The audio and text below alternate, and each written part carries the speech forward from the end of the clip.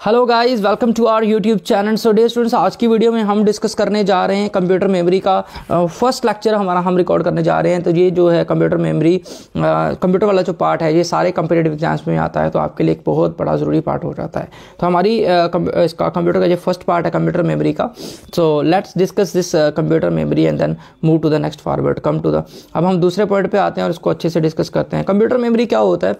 जैसे human brain के अंदर मेमोरी होती है और वो चीज़ें याद रखने में मदद करती है, लंबे समय तक स्टोर कर सकते हैं हम, चीज़ें हमारे दिमाग में रहती है, वैसे ही कंप्यूटर के अंदर मेमोरी वाला पार्ट यही जो है कंप्यूटर की मेमोरी का काम करता है, उसकी याददाश्त शक्ति का काम करता है। ये करता क्या है?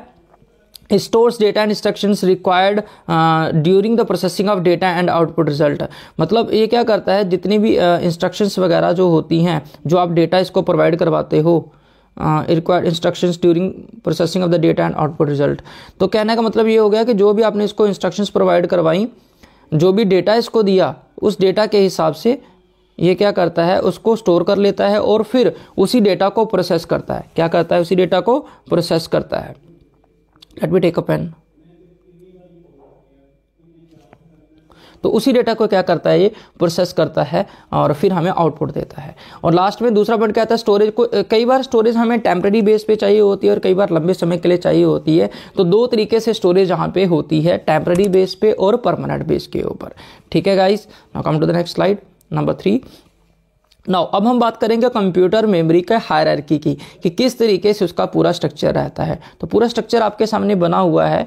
पहले नंबर 1 पे आता है CPU, then register, cache memory, main memory, disk storage और लास्ट में मैसिव टेप स्टोरेज।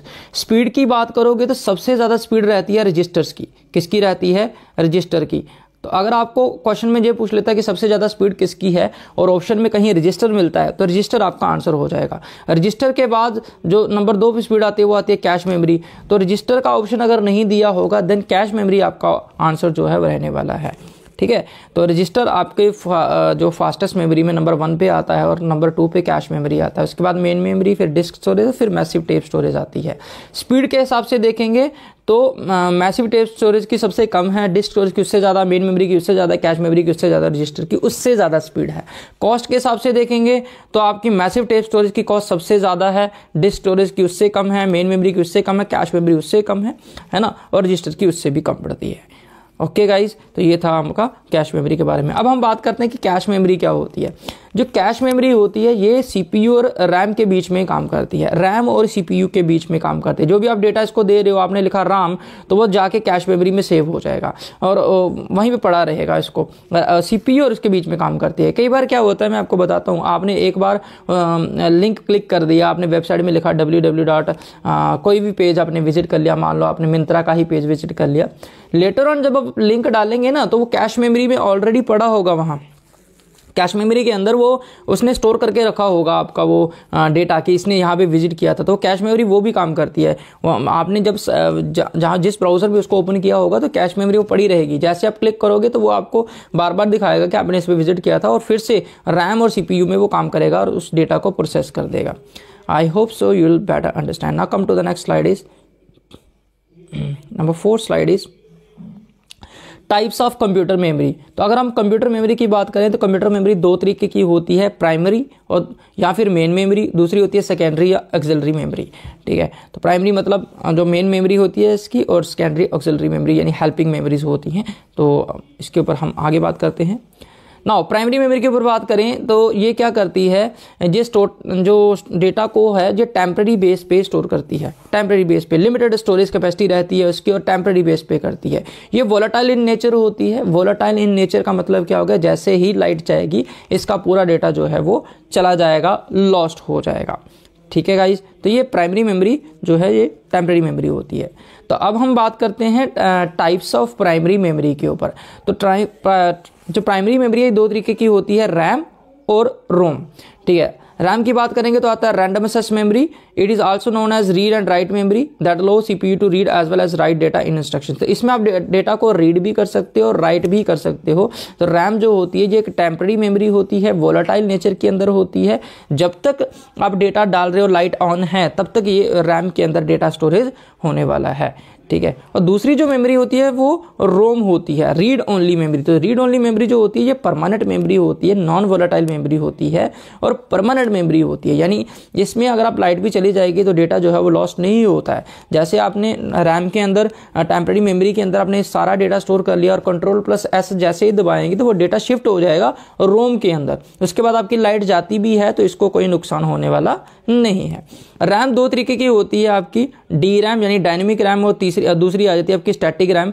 तो इसके ऊपर हम आगे बात करेंगे अलग से। Data instructions related it to only time. जो डेटा और इंस्ट्रक्शंस होता है इसके अंदर एक ही बार लिखा जाता है रीड ओनली में। रीड ओनली का मतलब है सिर्फ पढ़ सकते हैं, एडिट नहीं कर सकते हैं। तो डेटा और इंस्ट्रक्शन जो होते हैं वो रोम के अंदर सेव कर ली जाती हैं, जिसको आप चेंज नहीं कर सकते, वो कंपनी की तरफ से फिक्स आते हैं। फ़ोन के अंदर कुछ ऐसे फीचर्स होते हैं, जैसे आपका फ़ोन ऑन होता है और उसके अंदर पूरा जो उनका लोगो वगैरह चलता है वो सब रोम के अंदर इसके अंदर स्टोरेज होता है, ताकि उसको आप इरेज नहीं कर सकते, उसको आप सिर्फ देख सकते हैं। लेकिन कुछ चीज़ें ऐसी होती हैं फ़ोन के अंदर या कंप्यूटर के अंदर जिसको आप हटा नहीं सकते, वो रोम के अंदर ऑलरेडी फिक्स में डाली गई होती हैं।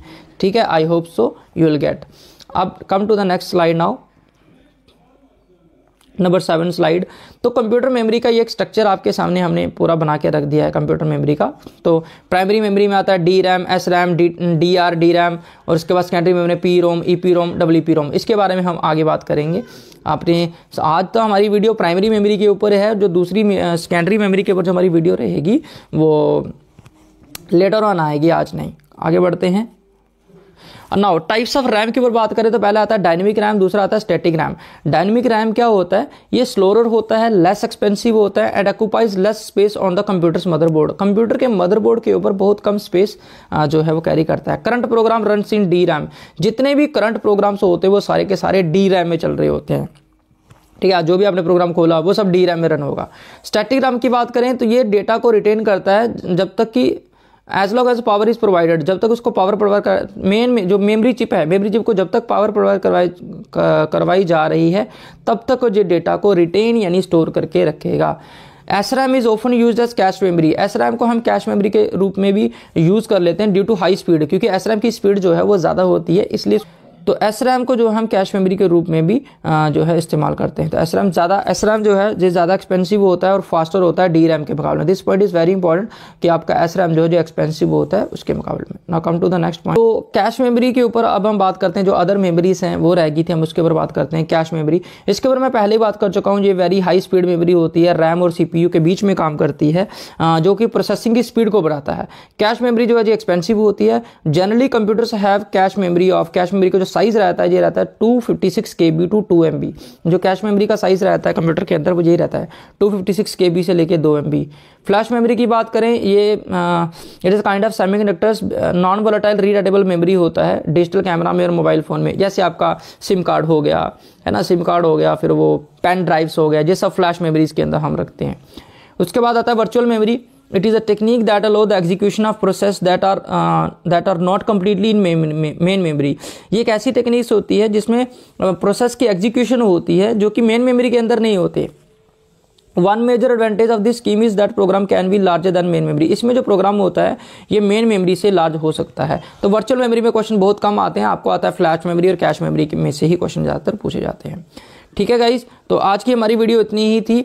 आई होप सो कि आपको हमारी वीडियो जो है वो अच्छी लगी होगी और पूरी पसंद आई होगी। If you like the video please हमारे चैनल को सब्सक्राइब कर लीजिएगा और वीडियो को लाइक करके शेयर ज़रूर कीजिएगा और डू कमेंट्स कि आज आपको कुछ इन्फॉर्मेटिव लगा कि नहीं लगा। और इसकी PDF हम आपको हमारे टेलीग्राम चैनल पे प्रोवाइड करवा देंगे।